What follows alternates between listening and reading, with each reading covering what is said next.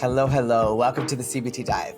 This is a video podcast that shows you how to use cognitive behavioral therapy skills in real life. I'm psychotherapist and social worker Rahim Thawer. Today's show is a CBT Shorts episode from season 1, where we have collected key moments for you to dip into.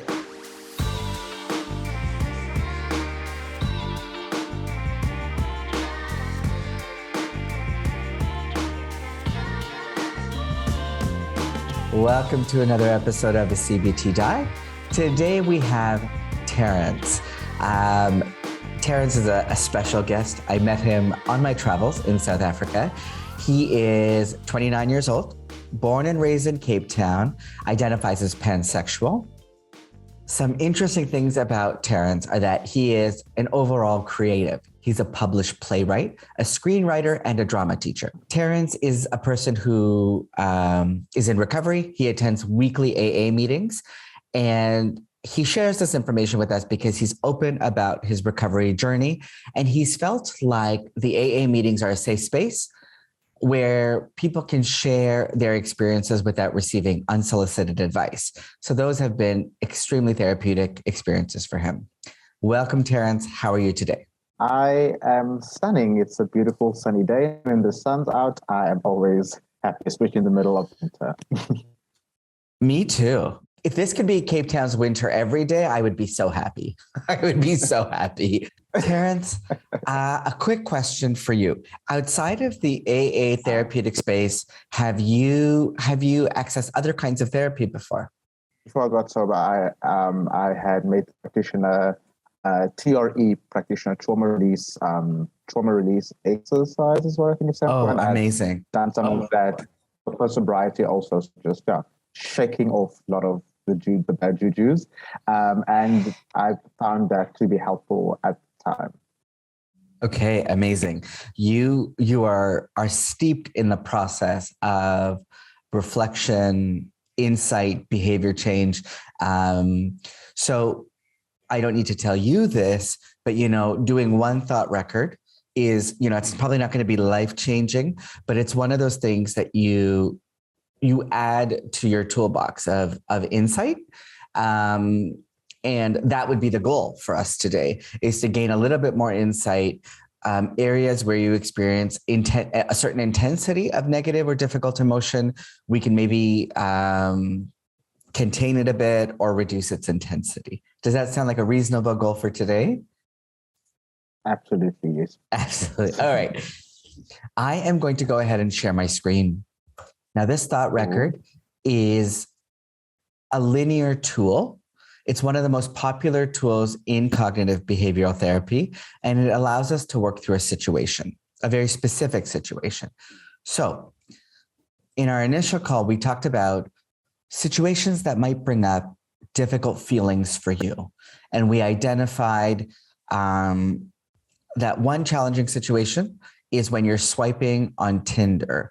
So you're on this dating app and you start to become acutely aware of people's professions and especially that of younger guys. Before we go and analyze this, anything else we need to know about the setting?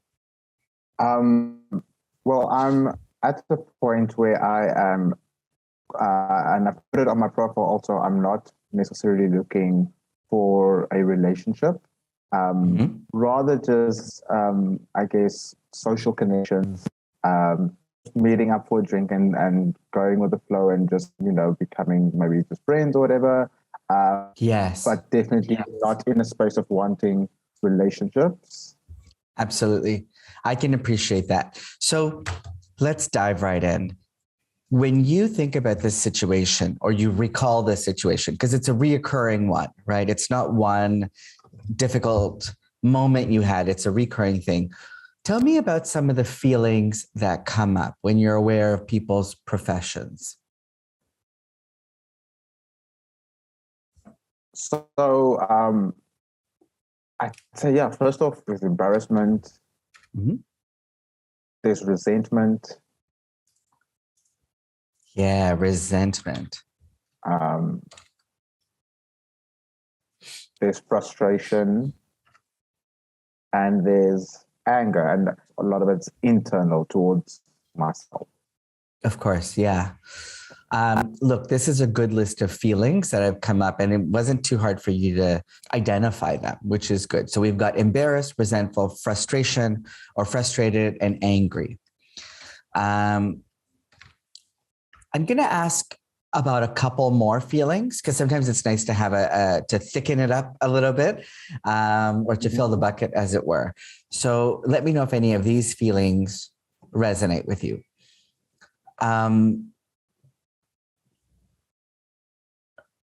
Sadness. Yeah, there's a degree of sadness, definitely. Is there any cynicism or skepticism? It's nihilism.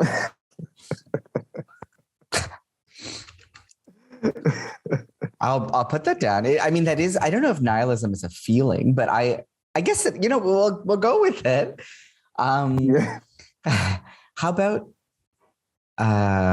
ashamed or inadequate?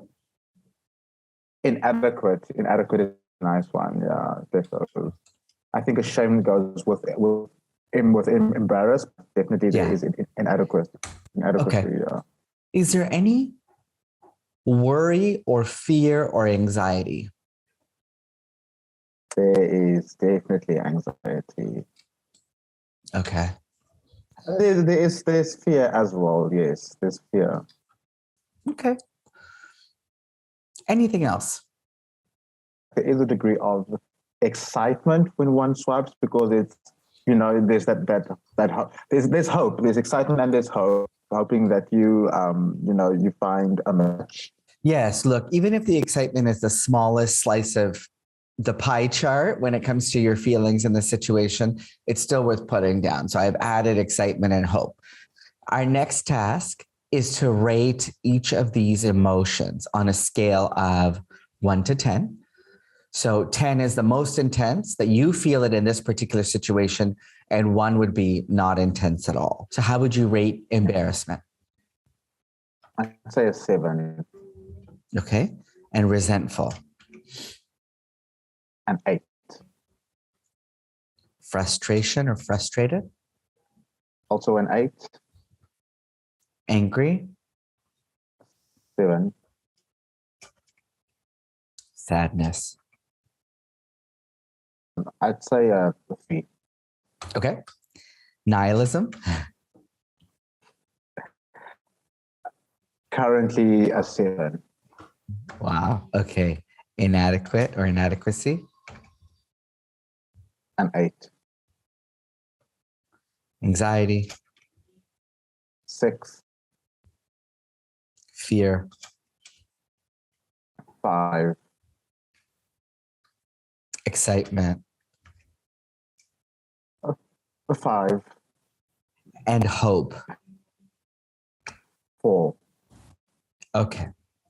So when you're swiping and you feel this range of things, what do you tend to do? We're in the next column here that says behavior. Do you keep swiping? Do you stop? Do you go for a jog? Do you have a snack? Do you send angry messages to people? What do you do? It ranges. So there are times when thoughts are fleeting. These are essentially the intrusive thoughts. So, and I'm able to recognize that. So I try to not ponder too much, but obviously there are days where they affect me more than others. So, on those days, I don't have the app. I deleted it. So I go through these phases where I'll delete it entirely because I also find when I procrastinate, then I tend to want to go on there. And I'm procrastinating because I'm supposed to be doing work. So tell me about the intrusive thoughts. Now we're moving to the next column, which is called automatic thoughts. These are things that, you don't have to work real hard to come up with. They pop into your mind. What are those thoughts in this situation? But, it's thoughts of inadequacy, feeling like I'm not good enough, feeling like I am a failure. Inadequacy creep when I see other people that are there, even though I don't know anything about them. I know it's really silly, but I don't know anything about their life. I don't know anything about their struggles, but I see this profession that they've done this and they're doing this or working for this company, and immediately I'm just a bit like, whoa. So also to bring back to why it is. So I have a job, but it's not a very stimulating job. So I work as a translator at a dubbing studio, where we translate Turkish shows into Afrikaans, which is one of the languages here in South Africa. So it's a simple job. It's not difficult, and it includes a form of writing, but it's not so much. I don't really get an opportunity to be creative. It's more technical. So it's a job that becomes quite tedious. And when I started, it was nice, it was fine, but I'm just finding myself at a place where I'm not very stimulated at the moment. And I'm doing this while I'm still busy with a few creative projects. I'm busy writing a feature film, busy writing a short film, and busy working on a theatre play. So I am doing these creative things, but I do find that I'm not as passionate as I used to be. So I'm feeling a loss, and so all those things kind of like muddle into one that adds to this whole sense of existentialism. Okay, you said a lot of really helpful things in terms of like helping me understand where you're coming from. Okay, so the creative parts of your life, so not the translation job. I guess that sounded cool to me, but you're saying it's not stimulating, it's tedious. So I hear you. So are you finding enough time for the creative work, or is the paid work getting in the way of the creative work? The paid work is getting in the way of the creative work. Okay. So my paid work gets in the way of my creative work. And your creative work is the thing you love. And if you let's say magically you didn't have to do the paid work and you could focus a lot on the creative work, which from what I understand would pay off in monies later on, potentially. If you could devote more time to it, would you feel better about being on Tinder or Grindr or whatever it is? Like, would you feel more accomplished? Would you feel like you're comparing yourself less negatively to others? So devoting all my time to my craft and my writing and creating didn't necessarily result in financial stability in the short term. It could open doors and create opportunity later down the road, but in the short term, not so much. And so I asked myself, this is what you want to do. And I'm kind of finding myself in a space where I actually can't answer that, where I feel like I've kind of lost my passion and my drive a bit. And I think that also results in the feelings of inadequacy. So I'm feeling a bit lost career-wise because this thing that I always thought I wanted, I'm not so sure I want anymore. But then I don't actually know what it is in that I want. So when I talk about comparing myself on Tinder, it's actually not so much about this other person, much more about me and my own feelings, because I want to be successful in what I want to feel. Yeah, I want to feel good about what it is that I'm doing, and I don't at the moment. So, okay, I'm a bit lost career-wise, and I don't feel good about what I'm doing at the moment. Now, you did say that on the one hand, there is a comparative element. You compare yourself to these other people, but it's not like you're saying, I want what they have. You're more, no, you're more like, I assume they've got some kind of happiness and I want to have that too. Yes. All right. Let's go back to the first couple things you had said, which was, I am not good enough and I am a failure. Those are bold things to say. And they were the first things that came out of your mouth. So when you say I'm not good enough, is that in terms of the money in your bank account? Is that in terms of your capacity for dating? What is that about? Tell me more. I feel like I've accomplished a lot of things. I definitely have. I acknowledge that I've won awards. I have been nominated for things. I've been finalist in things. I've a published play. Work is respected. I have a very high standard for myself myself in the sense that I know what I'm capable of. And I've never reached that standard because I've always gotten along with doing the bare minimum. I feel like I've managed to bamboozle people. I'm one of those people that leave things to the last minute. So when I had deadlines, I would leave it to the last minute and think, and that's where I thrive. But, that's not how I want to as an artist. I want to do things differently, but I've just always struggled with time management and with executive functioning. I have ADHD. So yeah, I am on stimulant medication now, but I haven't always been. And that's a real struggle. Okay.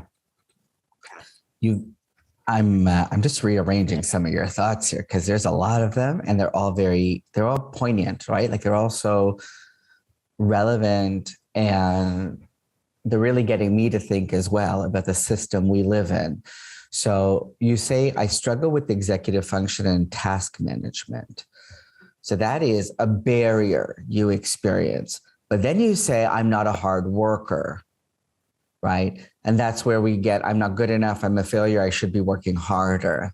So when you say you're not a hard worker, is that because you've gotten by at some points doing the bare minimum, or because you did something last minute as opposed to giving it your full effort? Yeah, I've gotten by with last minute things and doing the bare minimum.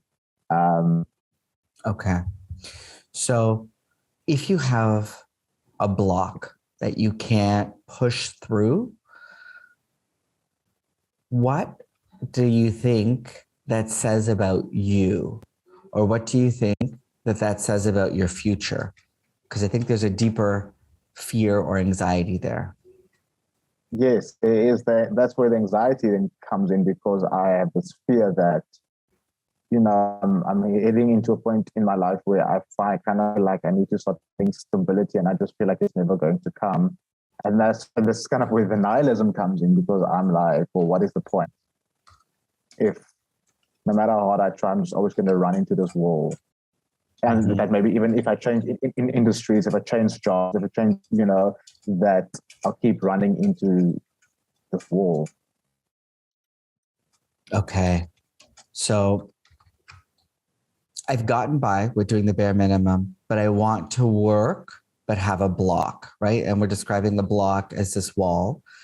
And the consequence of that, or your fear, is that I'll never have stability, or the wall will always be an issue. Or I don't know what the point of trying is if I keep coming up against the wall. I'm going to move over to some of the other things you had mentioned. When you talk about you not necessarily being, completely financially independent, if people you were looking to go on dates with, if they found out about that, or if you shared that with them, what do you think they would think about you? I think most people wouldn't care. What do you think about that?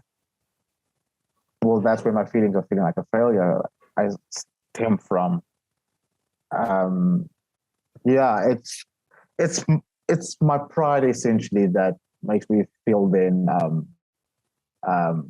less than and inadequate. Mm-hmm. When you talk about pride, and you also talk about these specific milestones, age 29, I'm on my way to 30, this is what should be the case. If it's not the case, does it mean that I'm not properly an adult? Is that the thought or the belief? Yeah. If you're not properly an adult, what does that mean in terms of your capacity for making decisions, employment, and being in relationships? Is there an impact? Well, definitely. I that's one of the reasons why I, at this moment in time, don't want a relationship. I feel like there's a lot of internal work that I need to do and I need to figure out. And I'm aware of all of these thoughts, and I don't want to go with all of this uncertainty into a relationship and take all that baggage with. So yeah, let's go slow here for a minute. So because I know you're aware of I know you're very aware of all the things that are going on, but I think we're getting to something that maybe we haven't yet articulated. So I'm not properly an adult, and therefore I'm not ready for a relationship. Or if I bring this into a relationship, what will happen? Help me connect Yeah, that. I feel like I have a lot of baggage, um, also related to past traumas. And so I feel like I need to deal with those traumas first. And at my past relationships, and why I call them failed is because I feel like it started off great. There's the honeymoon phase, and then I got to a point where I felt trapped, where I felt suffocated, and I felt I felt like I didn't want to be with this person anymore. Okay. So there's a new thought emerging here. And it's a thought that has to do with the story you're telling me, which is, of course, a different situation than swiping through Tinder. But I'll write it out and you let me know if it fits. So I'm thinking one of your more subconscious thoughts includes or is, I'm not relationship ready. I'll feel trapped and then I'll sabotage it. I need to do trauma work and be financially more stable first. It sounds to me like these are the different pieces that are going on in your mind. Yes. Okay. Terence, I'm going to read out some of your automatic thoughts. And what I want you to do is I want you to think about this particular experience on Tinder. So you've told me we've gone in two directions. We've gone in the direction of your past relationships, and we've gone in the direction of how you feel about your career. Yeah. Tinder is a place where these things come together. So let's find one automatic thought or one statement here that you feel is most prominent, and it's driving a lot of the difficult feelings. So I struggle with executive function and task management. I'm not a hard worker. I'm not good enough. I'm a failure. I should be working harder. I've gotten by with doing the bare minimum, but I want to work, but I have a block. I'll never have stability. The wall will always be an issue. I don't know what the point of trying is if I keep coming up against the wall. I'm still struggling with financial independence at age 29. I'm not properly an adult. I'm not fit to be in a relationship. I need to do trauma work and be more financially stable first. I'm not relationship ready. I'll feel trapped and then I'll sabotage it. I need to do trauma work and be financially more stable first. Of these, what stands out to you is really capturing the difficult feelings you have?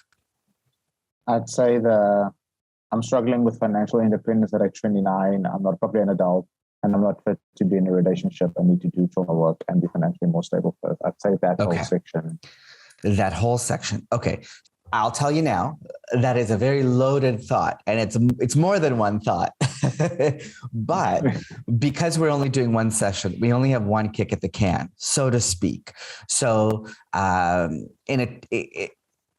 in a more typical cognitive behavioral therapy treatment or setting, we would break this in and do multiple thought records. But here we're going to take this whole thought, this whole big thought, and we're going to work with it.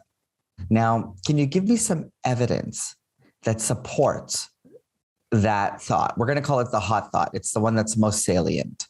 So you could even give me evidence that supports each piece of it.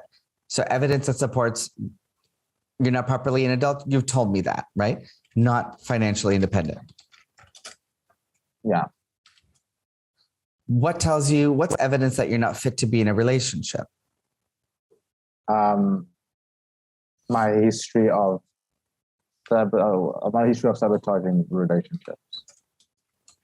Okay. And so in being self-aware and doing therapeutic self-reflection and even, being in recovery, like you're not drinking anymore, right?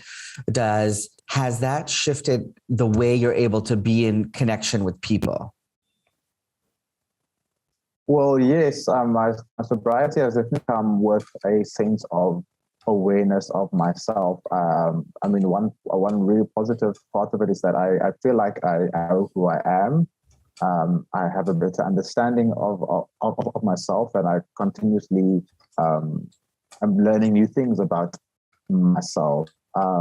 This is, and yeah, it has definitely shaped, I guess, the way I perceive relationships and friendship. And yeah, I think if I wasn't sober, I'd probably still just be falling for someone after first date and telling them I love them after a month or whatever. Okay, so here's evidence that supports your hot thought. One, I'm not financially independent, right? And like it or not, that's how you've constructed in your mind what adulthood is. So you say, I'm not properly an adult. I say, why? You say, I'm not financially independent.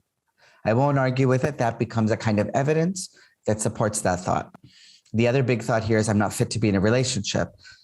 What's the evidence? Well, my history of sabotaging relationships. If somebody said, hey, Terence, do you think you need to sort out your trauma while you're in a relationship, or is it a prerequisite? You might say, okay, well, my evidence here is that my therapeutic self-reflection and my sobriety has helped me with understanding myself, which of course would be better for a future relationship.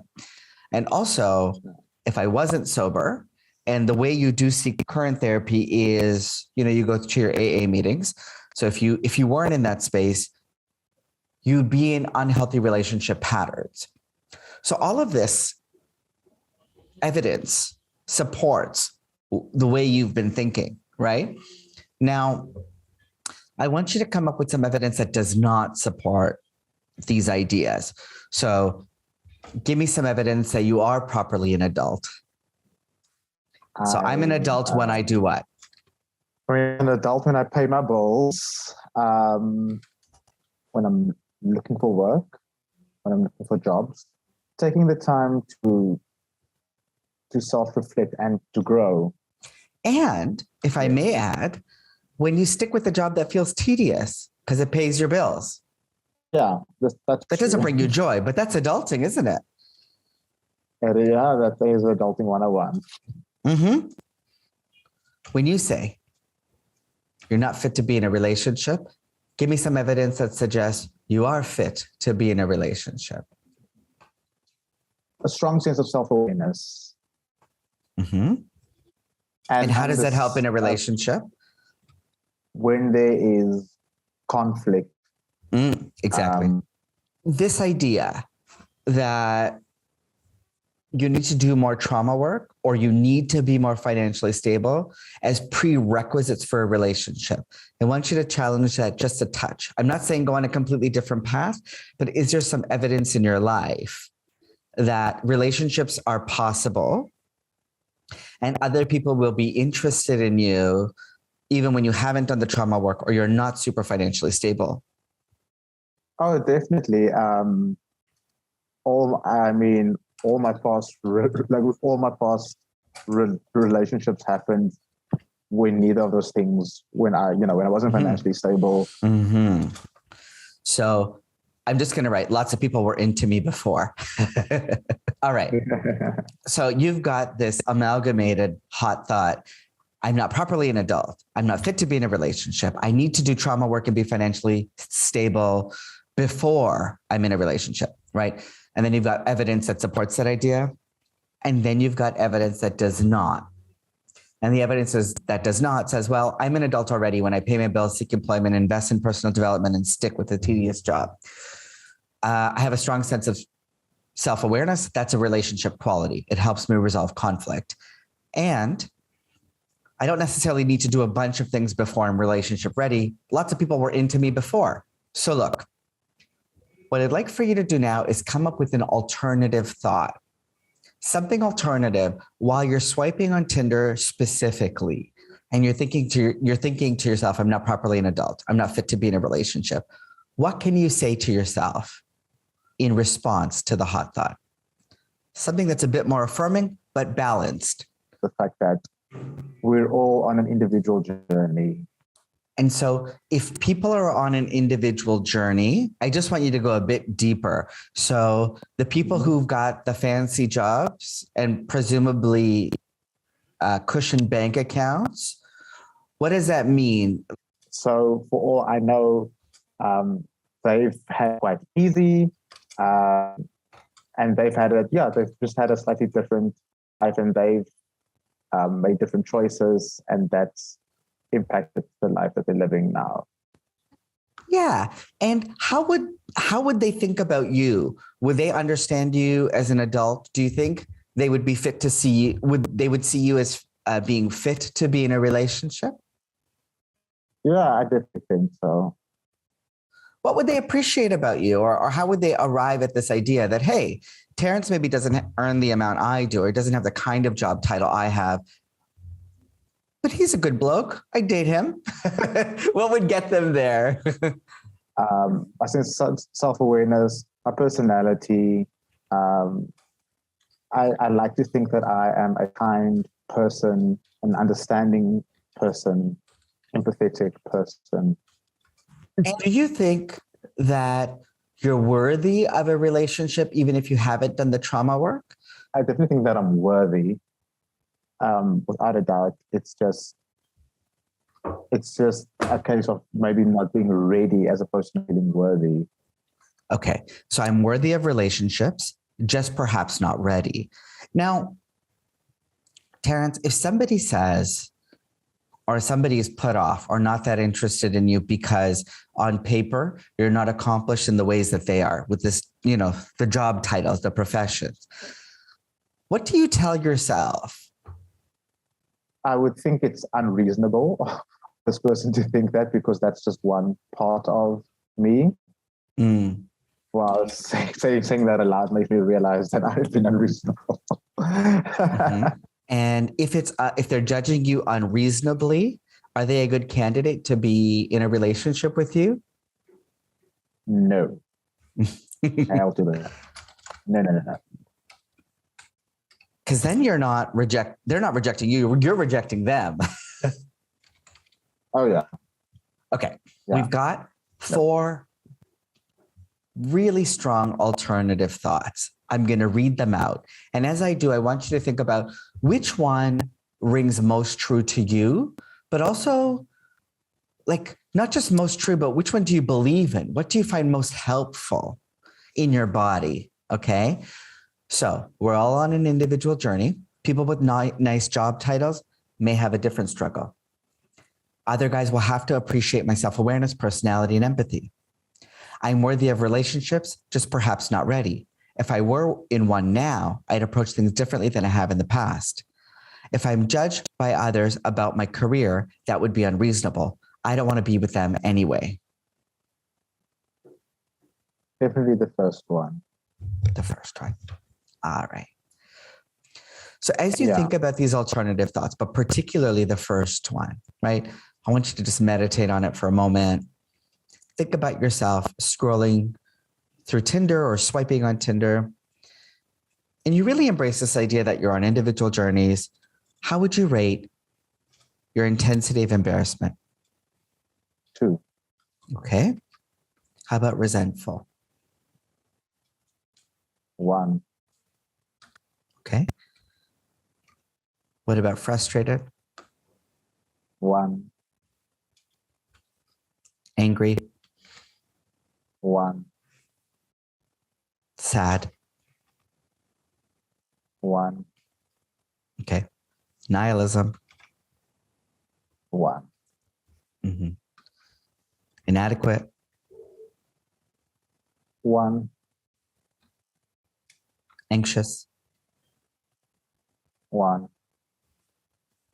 Fear? 1. Excitement? 7. Hope? 8. Did you say 8? Yes, 8. Okay, cool. So you completed the thought record. Are there any new feelings that come up for you as you embrace the alternative thought? A sense of hope, to be frank. In realizing that I think a lot of my thoughts have been unreasonable. Mm-hmm. I think when I started when we got to the point of evidence that does not support our thought as well as our alternative thought, it really flipped on its head. How I've maybe hard on myself, how I've been maybe a bit unreasonable, and to be a lot kinder to myself.